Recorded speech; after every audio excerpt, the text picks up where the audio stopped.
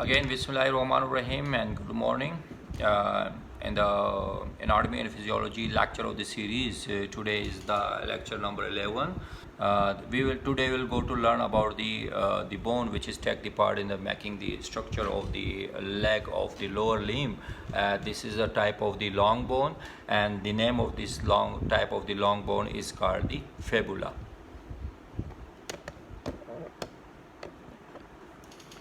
Thin inner structures which is give the support to the tibia and to give the support and the facilitate the tibia which is present in the parallel with the tibia to make the structure of the leg of the lower limb. It is again is the type of the long bone. It is again is the three portion: the proximal end, the shaft, and lower end are the distal end of the fibula. We'll go to start from the proximal end of the fibula bone. This proximal end of the bone is called which is little bit rounded in structure. This is called the head of the fibula. And on the top of the head of the fibula is pointed in structure, and this pointed in structure is called the spinous process of the fibula bone. On the medial side of the head of the fibula is the articular surface or articular facet over here, and this articular facet is articular facet for the tibia bone. This portion of the articular facet of the head of the fibula will goes to joint with the tibia bone and to make the superior tibio-fibular joint. On the if you will come up on the this is the just below of the head of the rounded structure, just like the rounded inner structure, this is the narrow inner structure is present, and this is called the neck of the fibula bone. Now we will come up on the major portion of the fibula, which is called the shaft of the fibula bone. The shaft of the fibula bone is again is a three borders and the four surfaces is present on the fibula. The interior on the interior side is the sharp in structure. This border is called the interior border. On the medial side is again is the border is here, and this border is called the interosseous border or the medial border. And then on the lateral side is another border is called the lateral border.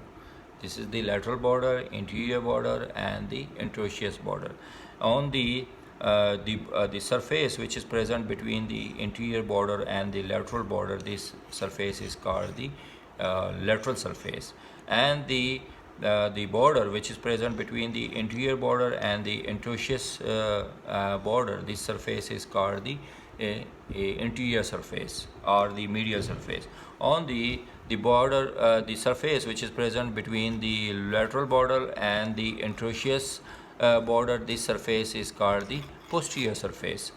And the interior border, when it reach at the middle of the shaft, it becomes divided into two border. There's the one is on the just at the exact on the interior side, on the interior surface, on the interior view, on the other bifurcate line which is goes on the medial side. So this is called the trigonal in shape, and this border is called, this surface is called the interior surface. So on the middle one or the middle border of the interior border, and then the interosseous border is the surface over here is the just like the groove or surface over here. This is called the medial surface. So when the interior border reach just before to reach at the distal end, it is make a triangle in shape, and the triangular in shape, and the triangular surface is area of the fibula is called the triangular surface of the fibula bone. And the distal end, if you see the distal end is again is the spinous inner process, the spine in shape and the pointed shape in structure of the fibula at the distal end, and this is pointed, and the structure is called the lateral malleolus, and of the tibia it is called the medial malleolus, and this is called the lateral malleolus. On the medial side, just on the medial side of the fibula is the articular facet over here, and this articular facet surface area is for the talus bone, and just above of this articular facet is again is the rough area over here, and this rough area is the articular facet with the tibia. So this articular rough area which will goes to attach with the distal end of the tibia on the fibular notch to make the inferior tibio-fibular joint. Examiner asked from the students how you can identify that this bone is belong to the right side or the left side. So this is a tibia bone. In the tibia bone, this tibial tuberosity, which is present on the interior surface of the proximal end of the tibia. This tibial tuberosity always keep on the interior side, and this medial malleolus keep on the medial side.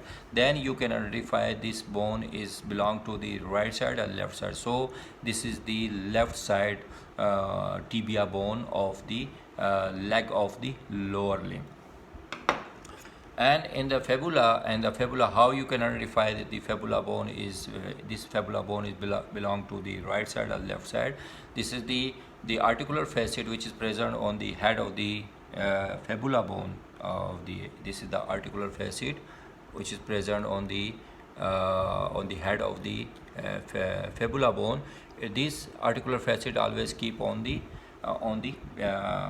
medial side. This articular facet keep on the medial side, and this the malleolus of the pointed structure and the spinous structure which is present on the distal end of the fibula is always keep on the lateral side. So then you can identify this fibula bone belong to the right side or the left side of the leg. So this fibula bone is belong to the